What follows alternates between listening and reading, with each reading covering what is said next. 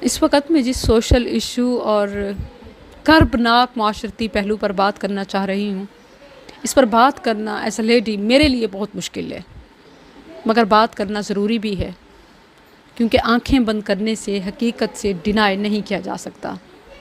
منہ بند رکھنے سے معاملات مزید بگڑیں گے، چپ رہنے سے ظالم کو شہ ملتی ہے، اور صورتحال یہ ہے کہ ہم سب ظالم ہیں، معاشرتی بگاڑ کے ذمہ دار ہیں۔ یہ بتائیے، چلیں اگر بتانے کی بھی ہمت نہیں تو اپنے آپ سے ہی پوچھ لیجئے، اپنے آپ کو تو تسلی دیجئے، جواب دیجئے کہ اسلام میں دوسری، تیسری، چوتھی شادی کیوں کی جاتی ہے، کیوں جائز رکھی گئی؟ جواب بالکل سادہ ہے، نظر جھکانے اور نسل بڑھانے کے لیے۔ لیکن کیا واقعی یہ شادیاں آج اسی لیے ہو رہی ہیں کہ نظروں کو جھکایا جائے اور نسل کو بڑھایا جائے؟ جہاں تک میری آبزرویشن ہے، مجھے نہیں معلوم کہ آپ اس سے اتفاق کرتے ہیں یا نہیں، آپ نے مشاہدہ کیا یا نہیں، اکثر دوسری، تیسری یا پہلی کے بعد جتنی بھی شادیاں ہوتی ہیں ان سے بچے نہیں ہونے دیے جاتے۔ وائی؟ اس لیے کہ جب دل بھرے تو ہاتھ چھڑانا آسان ہو، رشتہ ختم کرنا آسان ہو، اور بچے پاؤں کی زنجیریں نہ ہوں۔ کیا ایسا نہیں ہوتا؟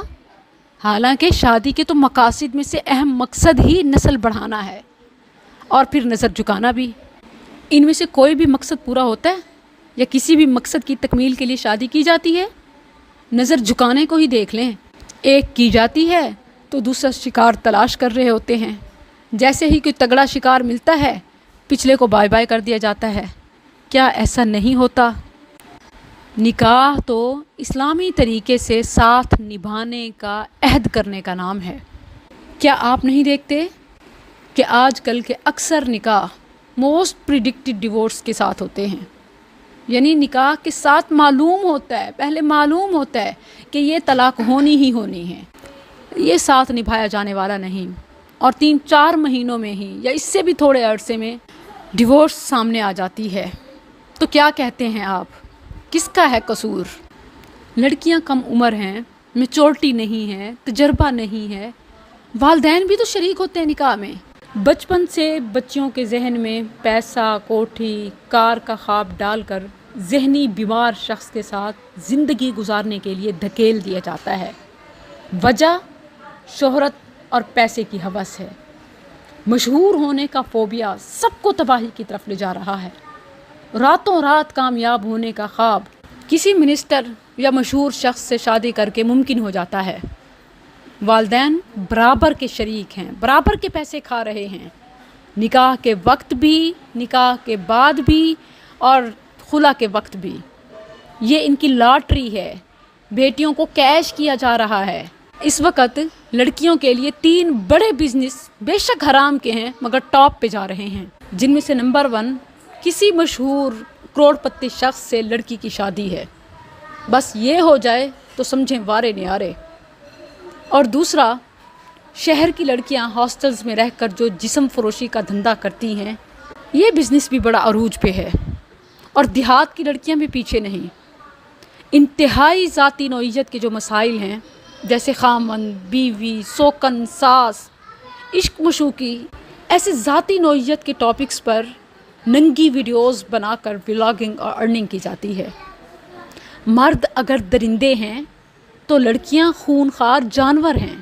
مرد کو اگر ہڈی یا گوشت کی تلاش ہے تو لڑکی کو ہڈی اور گوشت کا ٹکڑا بنا کر پھینکا جاتا ہے، شکار کو پھنسایا جاتا ہے، فیم بھی ملتا ہے اور منی بھی ملتی ہے۔ بظاہر تو یہ پیسے کی گیم ہے، مگر حقیقت میں جذبات کا خون ہے، احساسات کا قتل ہے، رشتوں کو توڑنا ہے۔ اس سارے ڈرامے اور بزنس کی قیمت پتہ ہے کون چکاتا ہے؟ پہلی بیوی اور بچے، جو کبھی اس گیم کا حصہ نہیں ہوتے، اور نہ ہی انہیں شکاری کی اصلیت معلوم ہوتی ہے۔ میں آپ کو بتاؤں بڑے دکھ کے ساتھ کہ صرف سیاسی ہی نہیں، مذہبی، دین سے وابستہ افراد بھی اس گھناؤنے پیشے سے منسلک ہیں۔ یہ معاشرے کا کینسر ہے، اور میرا دل اس وقت غم سے پھٹا جا رہا ہے۔ میں اپنا دکھ آپ کے سامنے لفظوں میں بیان بھی نہیں کر سکتی کہ دینی گھرانوں میں غربت کے ہاتھوں مجبور ہو کر بیٹی کو دوسری تیسری چوتھی بیوی بننے پر مجبور کیا جاتا ہے، صرف اس لیے کہ ظالم کا ہاتھ بہت کھلا اور بہت مضبوط ہوتا ہے۔ پتہ ہے ایک جیتی جاگتی مکھی کو کیوں نگلا جاتا ہے؟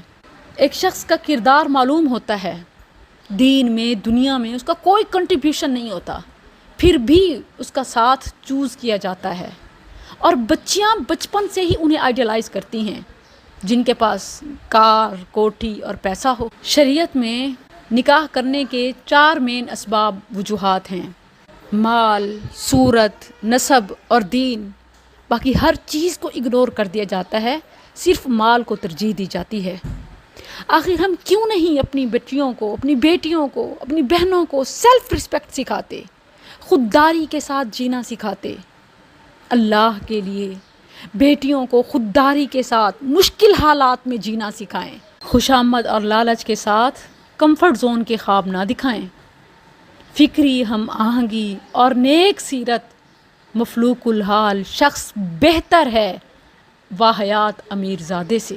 ہمیں اپنی زندگی سے لالچ کو نکالنا ہوگا، ہمیں اپنی بچیوں کو خودداری سکھانی ہوگی، تبھی مہذب معاشرے کی امید رکھی جا سکتی ہے، وگرنہ ایک مہذب معاشرے کا خواب اس طرح ممکن نہیں۔